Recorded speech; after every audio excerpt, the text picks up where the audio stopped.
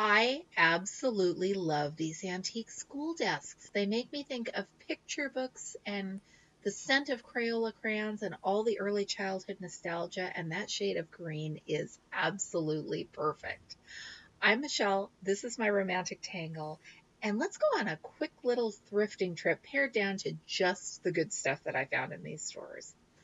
This cabinet is gorgeous, and I think it has all the potential in the world for cross stitch and knitting storage, but it's also $300. So that makes it easier to walk away from temptation.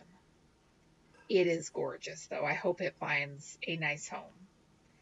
I always have to look at the chests, even when there aren't boys with me talking me into buying one for them. I still owe my youngest two steamer trunks because no, they can't have mine, which are family pieces.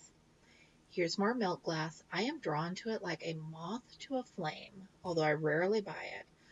Grandma had very strict rules for her own collection.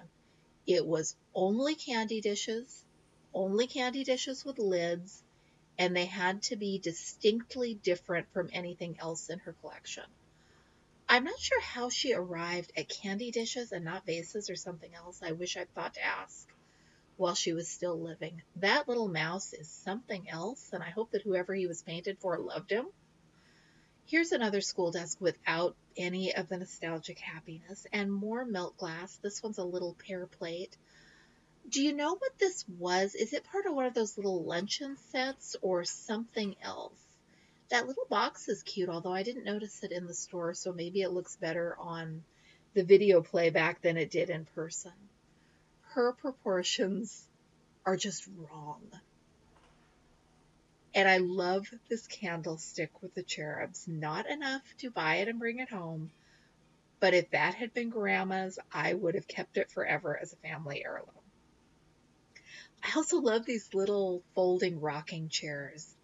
It seems like I remember there being a lot of reproductions in the stores around the late 80s, early 90s. Let me know if you remember that or if this is just something I'm making up in my own head. This dollhouse caught my eye. It's got stones glued around the doorway and twine on the roof.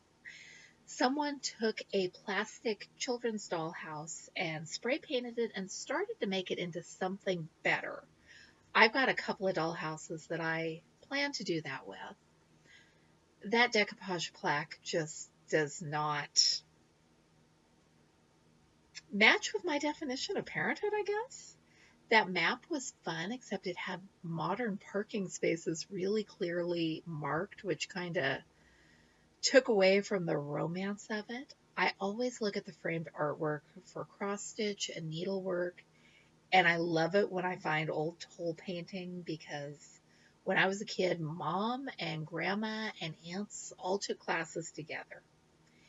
It's a hobnail milk glass lamp like the one I want, except I think this one is missing a piece that should go between the base and the shade. Let me know what you think. The proportions are off, and I really think there's supposed to be a center element there. More milk glass. I swear I keep seeing these same pieces in different stores, so they're not the exact same pieces, but same style, same shape. This vase is one I haven't seen before, and my gosh, this thing was heavy. I can't imagine actually using it. I love this little box and all of the detail and color. And it's just resin bric-a-brac, but it is the cutest little thing. And I also love vintage, what would you call these? Floral arrangement vases that intended for baby gifts. I know they've got a proper name, but it's escaping me right now. My daughter and I both separately were drawn to this shelf set with the wire fronted doors. That would be some fun kitchen or pantry storage, and I like this little end table.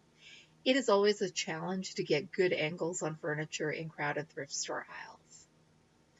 Here's a cute little wooden shoe. This one was daintier than most of what I've seen in the past. I wonder if it was a souvenir or if someone made it just for the challenge. And there's some cute ship-themed bookends. We had fun. Let me know if you saw anything that you couldn't have passed up. And thanks for watching. I'm Michelle. This is My Romantic Tangle.